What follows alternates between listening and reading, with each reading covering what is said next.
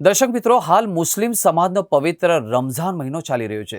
એક તરફ લોકો ઇબાદતમાં મશગુલ છે તો બીજી તરફ વડોદરા શહેરના મદાર મોહલ્લા વિસ્તારમાં ગંદકી અને ગટર સમસ્યાએ સ્થાનિક નાગરિકોને ભારે પરેશાન કર્યા છે।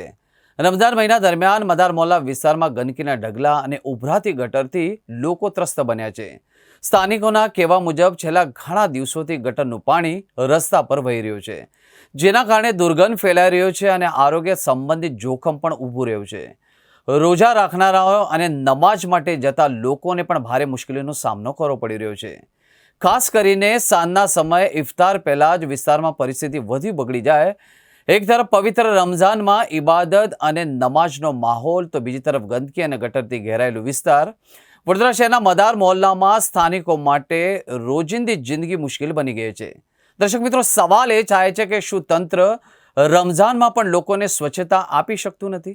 યાકુતપુરા અજબરી મિલ હજરત એપાર્ટમેન્ટ પાસે મદાર મસ્જિદની સામે પાણીની ગટર 4 મહિનાથી તકલીફ છે સાહેબ। તંત્ર કોણ જાણે શું કરી રહ્યું છે, ઊંઘી રહ્યું છે કે જાગી રહ્યું છે કે ખબર જ નથી પડતી। બરાબર, આ પાણીની સમસ્યા ઘણા ટાઈમથી છે। ઘણા ટાઈમથી પાણીની ગાડીઓ આવે છે, પાણી ભરીને જતી રહે છે, ગટર ખાલી કરીને જતી રહે છે, બીજા દિવસે સવારે હતું ને એવું જ થઈ જાય। આ રમઝાન મહિનો અને હોળી ધૂળેટીનો દિવસ છે। આ ગટરનું પાણી ગાડીવાળાને ઉડે છે, લોકોને ઉડે છે, તદ્દન તકલીફ છે।